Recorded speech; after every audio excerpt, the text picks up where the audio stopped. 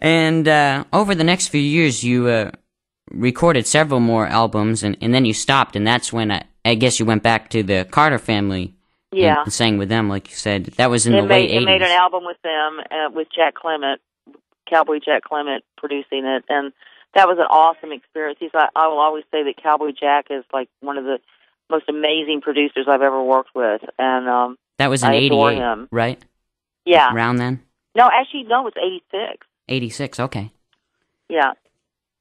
And wasn't it your time singing with your mother and aunts that sort of brought you back even more to your traditional roots, would you say? Yeah, absolutely. And there was Mama used to always say this, and I will totally agree with this, till the day I die, that there is nothing like singing with your family. There's something in the timbre of our voices that was very hard, just spoke to me, in so many ways. It inspired me. And that was the thing, so I worked with them for a couple of years, and I started writing the album, I Fell in Love album, and I started writing about things that I knew about, and I wasn't making up stuff anymore, because I had done that in the past. I'd written a lot of things about things I knew about, but I'd also made up a lot of crap. And so I started to write more things that meant something to me and spoke to me, on a deeper level. And so you recorded I Fell in Love, and the title track went pretty quickly right to the top of the charts, didn't it? Yeah, I think it went to number 2 or number 3, maybe. The second single was Come On Back, and it actually went to number 1. Most people don't know that song as much because there wasn't a video to it. And I think that I'm not trying to toot my horn here in any kind of way, except that it's kind of true, is that a lot of record companies weren't believing that video would sell records, and I totally believed that it would.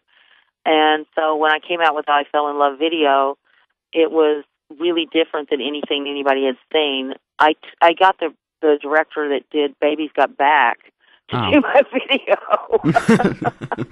And and it had all this. And I remember the president of Warner Brothers saying, I think there's something wrong with the tape because it's all jaggedy.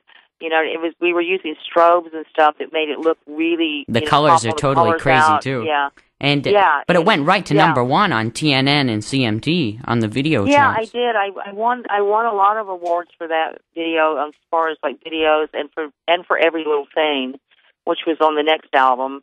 And I did that with a guy that did the B-52's Love Shack video. And that's how I was trying to bring something different to the country videos because they were so, boring. And I was trying to bring a little bit to it. And I think it changed a lot of people's ideas about what country could be. And so for that, I'm very proud, and I feel pretty confident that is what happened. And I think it's because I wasn't scared to try something different. And my record company were great. They were so supportive about this is going to be cool, and yeah, go ahead, yeah, whatever you think, not having any idea how crazy I am. Yeah. And so it was a really cool time, and I went on and did produced another record after the Little Love Letters record called Little Acts of Treason, which didn't go to the top of the charts. They only released one single off that album, and we only did one video off that album. And I think that just really had to do with the way things were going at that point. There was just a lot of stuff going on, and I was on the road a lot, and life was just getting kind of wacky. And so that's when I decided to take a break, and my break was very long. Yeah. Do you mind if we talk about a little bit about Little Acts of Treason? Because I think that's probably my favorite album of yours. And is it really? Thank you. You're very welcome. Of course, there was a lot of stuff on there that I really liked, and I had a really good time making that record. I had an awesome engineer that just made it easy for me to be a producer, and I worked with James Stroud, and he wasn't there very often, but he was kind of overseeing things, and some of it we did together, and some of it I did by myself, but it was really musically freeing, as far as like being able to be creative and And also, too, just a little tidbit of information, trivia, is I put bongos on every song. Oh, wow. I never really thought about... And I played them. You played them? Yeah. As we heard earlier, you finally got one of my favorite musical stylists of all time, your dad, Carl Smith, out of retirement to record a duet number. How'd you get him out of retirement? How'd you do it? I begged hard. I begged hard. I think that's the last thing that he's really, came and done. And honestly, it was very intimidating for me because I know how he is, and he just doesn't mess around. It's like he gets stuff on the first take, and it's like sometimes it takes me a little bit longer to get things together. And, we recorded the song, and I ended up having to replace a lot of the instruments on it because Daddy didn't want to sing it but one time. Yeah. And this is pre us being able to fly things in, fly vocals into completely other musical tracks, and so we had to get it. So I ended up playing the drums on that song. Oh, wow. One at a time. And and the song but Daddy said, he said, you better get it right the first time because I ain't doing it but once. And I was like, oh, my God, I'm standing right in front of my daddy. We're on two mics looking straight at each other, and we're singing this song together, and I'm just like having a heart attack because he is my hero. And mine too. It was very neat. It was very neat. And I got to say, my daddy is still kicking. He's 81.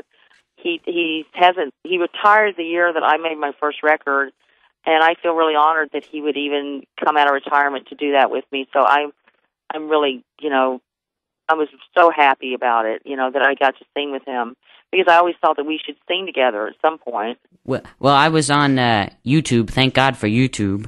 And I was searching through. I was determined to try to find some stuff from of Carl's from later career, and I stumbled upon a clip from an old TNN. Well, not too old. From Nashville Now. From Nashville Now, and it was that entire clip of showed you right in the studio looking at each other and him tapping his hand on his leg, singing along to the song, and he was all business, you could tell. No, he's all business. He's all business, but he's also, he's got what do you call it when somebody has an alternate personality? He calls himself Williamson Willie, and because he lives in Williamson County, and Willie is the cowboy.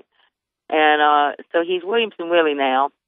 Every once in a while, Carl Smith will rear his head, but not very often. But my next project is my producer and I, John McPhee, we're going to do a tribute album to Daddy because I think that people wait till people die to do tribute albums, which I think is wrong. Like the Tammy Wynette tribute a few years back. I don't want that to happen. So we're in the process of putting all the pre-production together on that, and that's going to be our next project. We just got to find somebody to pay for it. One thing, Daddy's only condition was, he said, just don't pay for it yourself. He said, that's my only condition. He said, get a record company to pay for it. Don't put all your own money into it. And I was just like, well, I don't really care about that, and he just said, that's the condition. That's the only way you can do it. And I'm hoping I can get him to do something on there. I don't know if I think when he starts hearing stuff that he might get excited about it, and I might could get him to come on out and sing. Well, he still has got a voice, It's like he's still got a voice. He's so charismatic, Does he sing around the house? Do you ever catch him picking up a guitar and strumming?